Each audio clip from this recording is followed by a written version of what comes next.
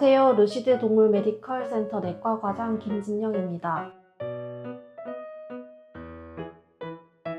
반려동물이 설사를 오래 하거나 구토가 반복된다면 단순 장염이 아니라 염증성 장질환, 즉 IBD일 가능성도 있는데요. 오늘은 이 IBD에 대해 알아보도록 하겠습니다.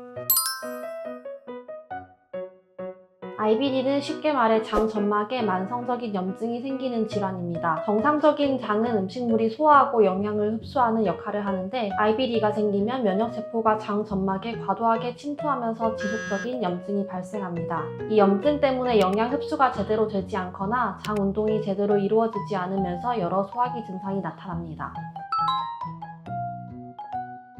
IBD는 강아지와 고양이가 조금 다른 증상을 보입니다. 강아지는 배변 횟수가 증가하고 만성 설사와 간헐적 구토가 함께 나타나며 설사 중심의 증상이 나타나는 경우가 많은데요. 반면 고양이는 구토가 오래 지속되고 식욕에 변화가 생겨 체중이 줄어드는 것이 주요 증상입니다. 또 고양이는 다른 질환과 함께 발생하는 경우가 꽤 흔한 편입니다.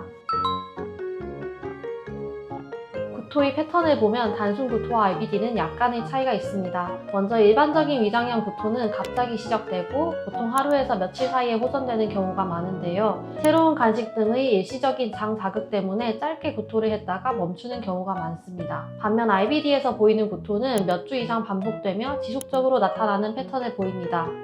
또 구토와 함께 체중 감소나 설사, 식욕 변화가 함께 동반되는 경우가 많습니다. 현재 수의학에서는 IBD 원인을 명확히 하나의 요인보다 여러 가지가 복합적으로 작용하는 질환으로 보고 있습니다. 대표적으로 세 가지를 꼽을 수 있는데요. 먼저 장내 세균이나 음식 때문에 면역 시스템이 과도하게 반응하면서 염증이 발생할 수 있습니다. 또 장내 세균 환경이 변화하면서 장 점막 염증을 유발할 수 있습니다. 마지막으로 특정 단백질에 대한 식이 과민 반응이 장염증을 악화시킬 수 있습니다. 또 일부 견종에서는 유전적 소인이 보고되기도 합니다. IBD는 한 가지 검사로 바로 진단되지 않아서 보통 다른 질환을 먼저 배제합니다. 아이의 전신 상태와 구조적 이상을 확인하기 위해 혈액검사, 분변검사, 영상검사가 필요한데요. IBD를 확정 진단하기 위해서는 내시경이나 장 조직 생검을 통해 장 점막 조직을 검사해야 합니다. 조직 검사에서 염증세포의 침윤이 확인될 때 IBD로 진단하게 됩니다. IBD는 완치보다는 장기적인 관리가 필요한 질환으로 장 염증을 줄이고 증상을 관리하는 것을 목표로 치료를 해야 합니다. 가장 중요한 부분 중 하나가 바로 식이관리인데요. 장에 염증이 있는 상태에서는 특정 음식 성분이 면역 반응을 자극해 염증을 더 악화시킬 수 있기 때문에 보통 특수 처방식 식단이 필요합니다. 먼저 단백질을 아주 작게 분해한 가수분해 단백질 사료는 면역 시스템이 알러지 물질로 인식할 가능성이 낮아서 음식에 대한 면역 반응이 의심되는 경우 많이 사용합니다. 두 번째로 알러지 반응을 일으킬 가능성이 높은 식재료를 최대한 배제한 저알러지 처방식 사료를 사용할 수 있습니다.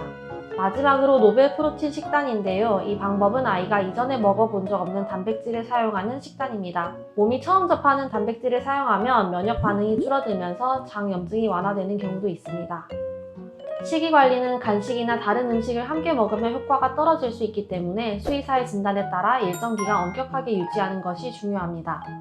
다음으로 장 염증을 조절하기 위해 스테로이드, 면역 조절 약물로 약물 치료를 병행하고 일부 환자는 프로바이오틱스나 비타민 B12 등의 영양 보조제가 도움이 될 수 있습니다.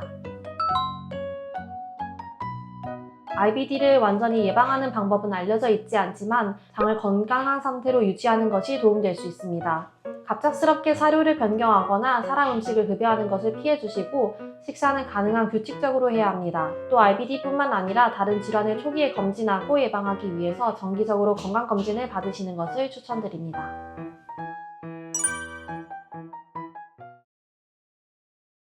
만성 구토와 설사는 단순한 소화 문제가 아니라 IBD와 같은 만성 질환의 신호일 수도 있습니다. 오늘 말씀드린 내용을 바탕으로 아이에게 이상이 있는 것 같다면 병원에서 좀 더 자세한 검사를 받아보시는 것을 추천드립니다. 더 궁금한 점은 댓글로 남겨주세요. 감사합니다.